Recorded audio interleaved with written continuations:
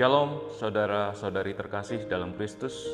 Kita akan melanjutkan pelajaran berikutnya, pelajaran 11 dengan topik memberi dengan prinsip yang benar. Setelah melalui 6 hari kita merenungkan beberapa firman Tuhan tentang memberi dengan prinsip yang benar. Antara lain, kalau saudara-saudari ingat bahwa pada hari pertama kita belajar tentang kekuatan untuk memperoleh kekayaan.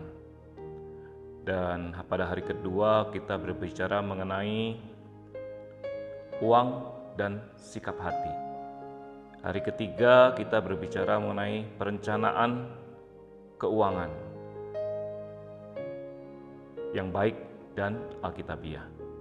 Dan pada hari yang keempat kita merenungkan tentang bagaimana kita mengucap syukur kepada Tuhan. Dan pada hari kelima berikutnya kita belajar mengenai rasa puas. Dan pada hari yang terakhir Tuhan mengajarkan melalui kebenaran firman-Nya tentang sikap untuk siap dan berjaga-jaga pada masa sukar. Kita akan lanjutkan pelajarannya dengan kita baca ayat firman Tuhan pada slide berikut ini. 2 Korintus 9 ayat 7 dan 8 mengatakan, "Hendaklah masing-masing memberikan menurut kerelaan hatinya, jangan dengan sedih hati atau karena paksaan, sebab Allah mengasihi orang yang memberi dengan sukacita.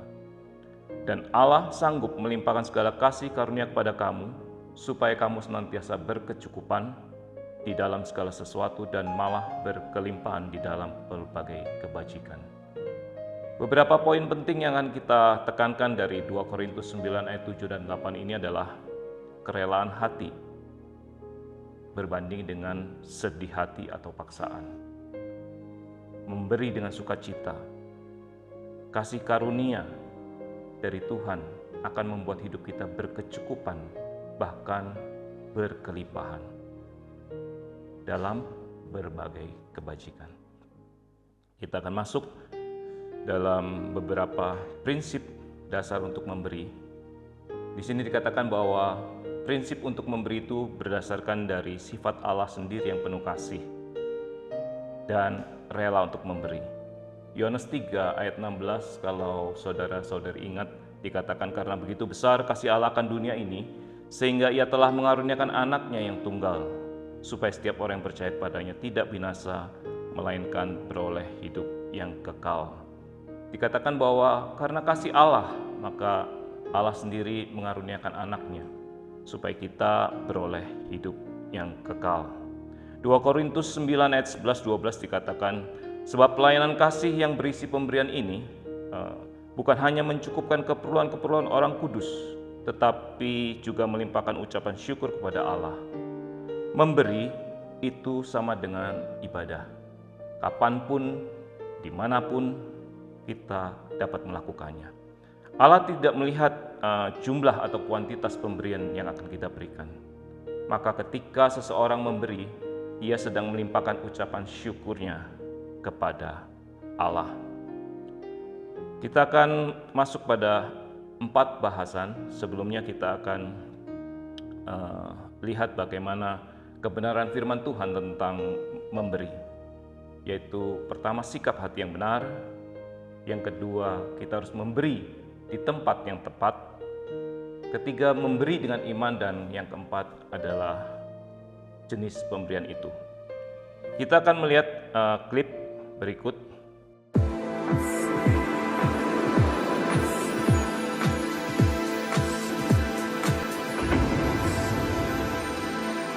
The Lord was withholding rain from Israel.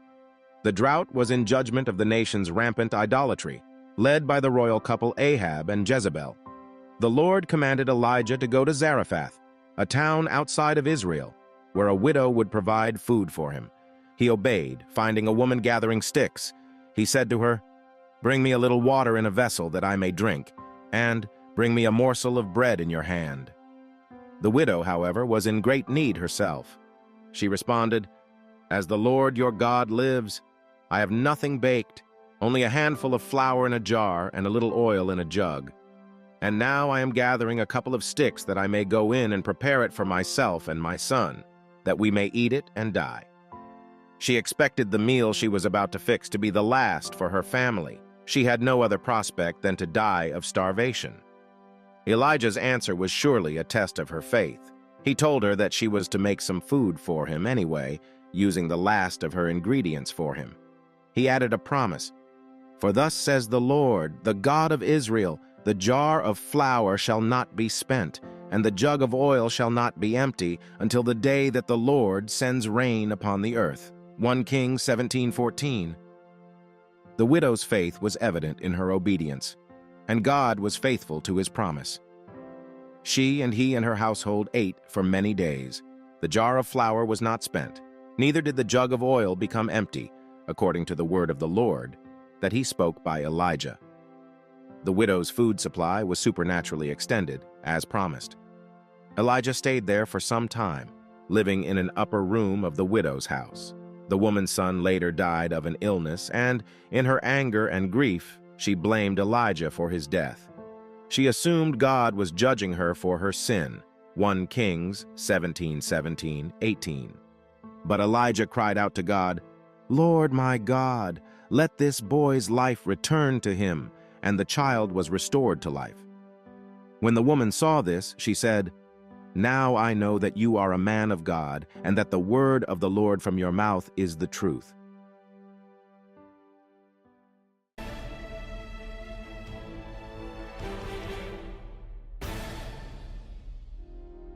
Saudari-saudari terkasih, kita sudah menyaksikan kisah Elia dan janda di Sarfat yang kita bisa baca dalam 1 Raja-Raja pasal ke-17, di mana pemeliharaan Tuhan dalam kehidupan janda di Sarfat juga memelihara Elia. Karena ketaatan seorang janda dengan pemberian dari perbekalannya yang terakhir, dia juga boleh mengalami mujizat dari Tuhan. Anaknya mengalami keselamatan yang daripada Tuhan. Kita akan melanjutkan pada poin pertama yang tadi saya sudah sebutkan sebelumnya, bahwa memberi itu memerlukan sikap hati yang benar. Dalam 2 Korintus 9 ayat 6-11, ketika memberi kita melakukannya dengan rela hati, jangan dengan sedih, jangan terpaksa, harus dengan sukacita. Camkanlah ini, orang yang menabur sedikit akan menuai sedikit juga, dan orang yang menabur banyak akan menuai banyak juga. Hendaklah masing-masing memberikan menurut kerelaan hatinya, jangan dengan sedih hati atau karena paksaan, sebab Allah mengasihi orang yang memberi dengan sukacita. Ayat 8, dan Allah sanggup melimpahkan segala kasih karunia kepada kamu, supaya kamu senantiasa berkecukupan di dalam segala sesuatu dan malah berkelimpahan di dalam berbagai kebajikan. Seperti ada tertulis, ayat 9 mengatakan, Ia membagi-bagikan, Ia memberikan kepada orang miskin, kebenarannya tetap untuk selamanya. Ia yang menyediakan benih bagi penabur dan roti untuk dimakan. Ia juga yang akan menyediakan benih bagi kamu dan melipat gandakannya dan menumbuhkan buah-buah kebenaranmu. Ayat 11, kamu akan diperkaya dalam segala macam kemurahan hati yang membangkitkan syukur kepada Allah oleh karena kami. Jadi sikap hati yang benar perlu kita miliki saat kita memberikan satu pemberian kepada Tuhan. Harus punya kerelaan, jangan bersedih, jangan juga terpaksa, tetapi berilah dengan sukacita. Kita akan lanjutkan dengan melihat satu klip lagi, satu kisah dari Perjanjian Baru tentang Yesus dan seorang janda juga. Jesus sat down opposite the place where the offerings were put and watched the crowd putting their money into the temple treasury. Many rich people threw in large amounts, but a poor widow came and put in 2 very small copper coins, worth only a few cents.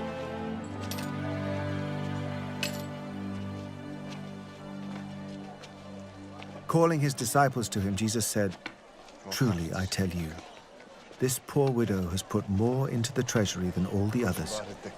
They all gave out of their wealth, but she, out of her poverty, put in everything, all she had to live on.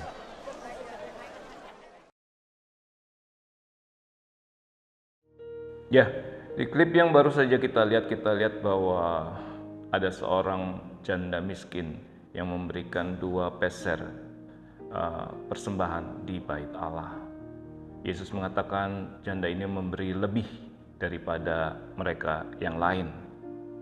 Perhatikan bahwa janda ini memberikan 1 persembahan di bait Allah. Poin kedua, kita harus memberi di tempat yang tepat, yaitu di gereja lokal, di mana saudara saat ini beribadah, yaitu di gereja Bethesda.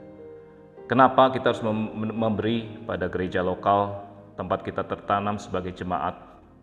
Mengapa? Karena gereja lokal memberikan pembinaan dan pendewasaan rohani buat kita. Gereja lokal juga memberikan kepada kita pelayanan pastoral dan penata layanan. Gereja lokal melakukan pekerjaan misi. Gereja lokal juga melakukan pelayanan diakonia. Apa yang saudara-saudari terkasih dapatkan di gereja Bethesda, semua ini karena pemberian dari jemaat. Sehingga pelayanan, baik itu pembinaan, pengajaran seperti saat ini yang saudara tekuni, juga pelayanan pastoral, kunjungan sakit, juga pekerjaan misi, serta pelayanan diakonia, itu semua terselenggara karena saudara-saudari terkasih ikut bertanggung jawab bagi gereja Bethesda di mana kita berjemaat. Selain memberi pada gereja lokal, kita juga harus memberi untuk pekerjaan Tuhan.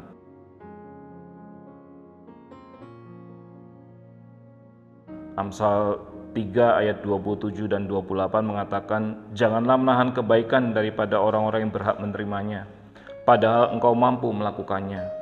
Janganlah engkau berkata kepada sesamamu, pergilah dan kembalilah besok, akan kuberi sedang yang diminta ada padamu."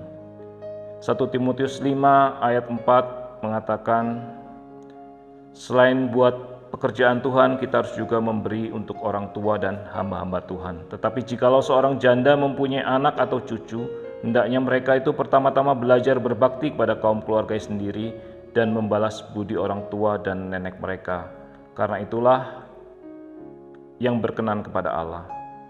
Dan juga dikatakan buat hamba-hamba Tuhan, 1 Korintus 9 ayat 13-14, "Tidak tahukah kamu bahwa mereka yang melayani dalam tempat kudus mendapat penghidupannya dari tempat kudus itu, dan bahwa mereka yang melayani mezbah mendapat bagian mereka dari mezbah itu. Demikian pula Tuhan telah menetapkan bahwa mereka yang memberitakan Injil harus hidup dari pemberitaan Injil itu." Dan yang 2 Timotius 3 ayat 14 mengatakan, "Tetapi hendaklah engkau tetap berpegang teguh pada kebenaran yang telah engkau terima dan engkau yakini, dengan selalu mengingat orang yang telah mengajarkannya kepadamu." Selain kepada pekerjaan Tuhan, orang yang telah memberikan hidupnya untuk membangun kehidupan kita, orang tua dan hamba-hamba Tuhan, kita juga harus memberikan kepada orang-orang miskin, janda miskin, dan yatim piatu, sebagaimana dikatakan dalam Amsal 28 ayat 27, "Siapa memberi kepada orang miskin tak akan berkekurangan, tetapi orang yang menutup matanya akan sangat dikutuki." Yakobus 1 ayat 27 mengatakan, "Ibadah yang murni dan yang tak bercacat di hadapan Allah Bapa kita ialah mengunjungi yatim piatu dan janda-janda dalam kesusahan mereka, dan menjaga supaya dirinya sendiri tidak dicemarkan oleh dunia." Berikutnya, selain memberi di tempat yang tepat, maka kita juga harus memberi dengan iman.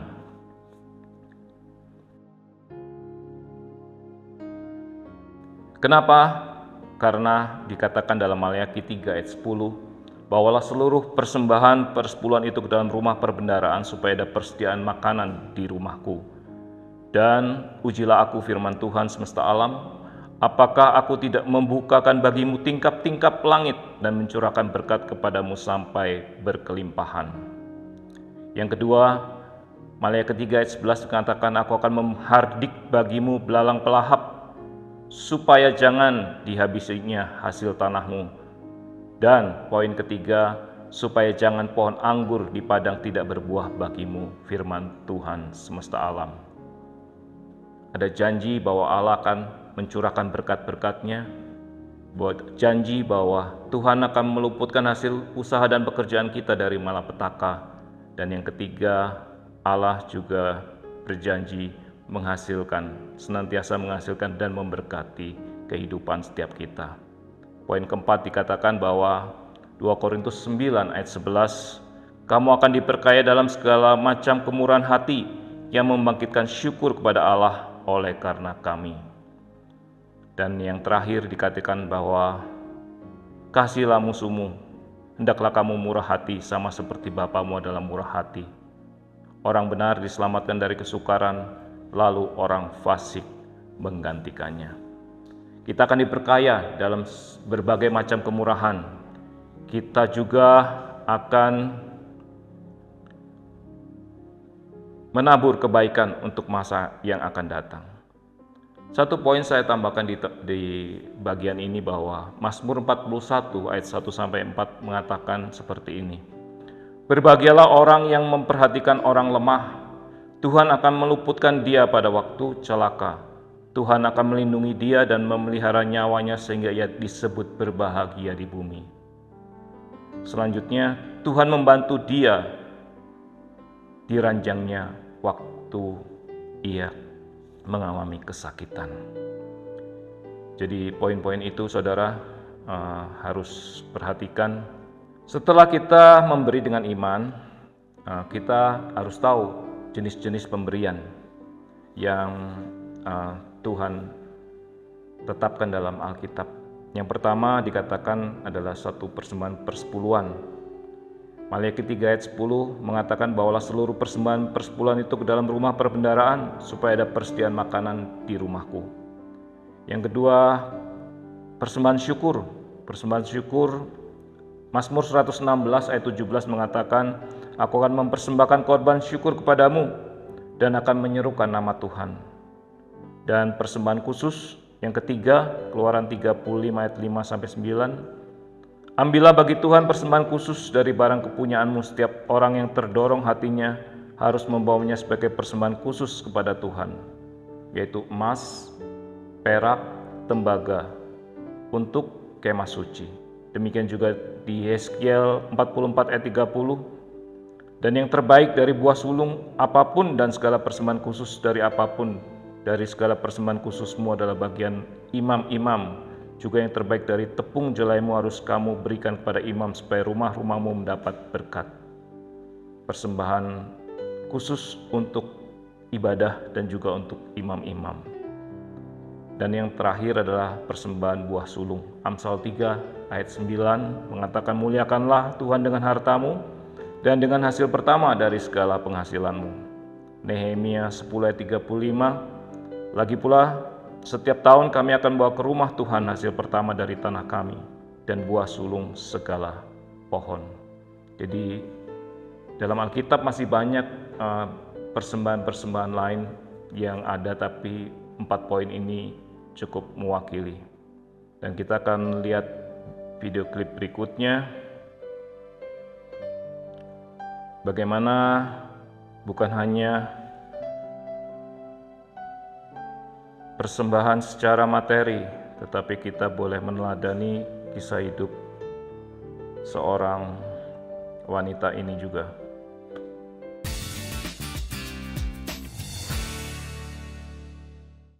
Mother Teresa, to me, an icon of compassionate care for the poor and the disadvantaged. Mother Teresa was baptized Agnes Gonja Boyajiu in Skopje, Macedonia around August 26, 1910.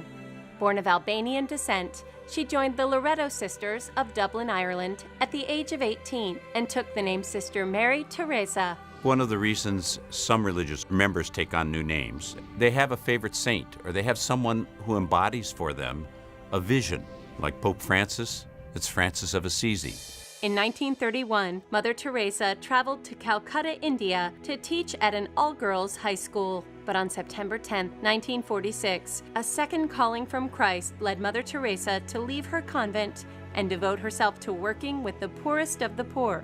With Vatican permission, in 1950, Mother Teresa created the Missionaries of Charity. Mother Teresa is one of the great humanitarians of the 20th century because of her ability to love those who were the most vulnerable in society. The work she did in India really challenged entrenched notions of caste and gender roles, and she worked very closely with lepers and other people who were disenfranchised, marginalized, dispossessed. During the 60s, Mother Teresa opened hospices, orphanages, and leper houses all over India, and later expanded internationally. In 1982, during the siege of Beirut, Mother Teresa traveled through a war zone to evacuate 37 children, and later assisted radiation victims at Chernobyl and earthquake victims in Armenia. Mother Teresa cares about people. She recognizes their spiritual dignity. She takes care of not just their spiritual needs, but their bodily needs as well. And she gathers other people to help her do that. That, in my mind, is a good humanitarian. In 1979, Mother Teresa was awarded the Nobel Peace Prize and donated the $192,000 prize fund to the poor in India. 6 years later, President Ronald Reagan awarded her with a Presidential Medal of Freedom. By 1986, Mother Teresa operated 517 missions in more than 100 countries. A very charismatic nun, this little old nun with the wrinkled face and the very simple white sari, caring for the dying on the street, people that have so little hope. That's one of the reasons that she was given the Nobel Prize. After years of suffering from heart, lung, and kidney problems, Mother Teresa died on September 5, 1997. 2 years later, Pope John Paul II opened a formal process toward beatification to make Mother Teresa an official Catholic saint. Ya, dari video klip yang kita saksikan bahwa ada satu wanita juga. Kita sudah belajar tentang janda di Sarfat dari Perjanjian Lama, tentang janda miskin dengan pemberiannya di Perjanjian Baru, dan pada masa kini kita punya teladan, yaitu seorang Mother Teresa. Dia bukan hanya memberikan waktu, dia memberikan hidupnya sepenuhnya untuk melakukan apa yang menjadi rencana dan kehendak Tuhan dalam kehidupannya. Saudara-saudari nanti bisa melakukan sharing dengan mentor tentang apa hambatan yang saudara miliki ketika saudara ingin memberikan satu pemberian, baik itu kepada gereja lokal, baik itu kepada orang yang telah memberikan hidupnya bagi saudara-saudari, juga buat pekerjaan Tuhan, maupun buat janda-janda yatim piatu. Dan yang kedua, buatlah satu komitmen saudara untuk mendukung pelayanan gereja Bethesda di mana saudara beribadah lewat pemberian, baik itu pemberian secara finansial, pemberian waktu dalam pelayanan, dan juga untuk mendukung pekerjaan misi maupun diakonia di gereja Bethesda di tempat ini. Saudara bisa diskusikan sehingga setelah saudara melewati pelajaran ini, saudara mempunyai prinsip untuk memberi dengan benar, dengan sikap hati yang benar, di tempat yang benar, dengan iman, dan juga saudara mengetahui jenis-jenis pemberian yang dapat saudara berikan. Dan yang terakhir, dikatakan sebagai satu ayat hafalan, ada yang menyebar harta tetapi bertambah kaya, ada yang menghemat secara luar biasa namun selalu berkekurangan. Amsal 11 ayat 24. Menyebar di sini dalam bahasa aslinya sebetulnya berbicara tentang kemurahan hati. Jadi bukan berbicara mengenai harta tetapi mengenai kemurahan hati. Dan dikatakan bahwa menghemat itu adalah satu sikap menahan, menyimpan. Maka marilah kita sebagai jemaat Bethesda di tempat ini, kita mempunyai kemurahan hati untuk senantiasa memberi pemberian yang terbaik bagi Tuhan dan pekerjaan Tuhan, sehingga nama Tuhan dipermuliakan. Terima kasih. Tuhan memberkati.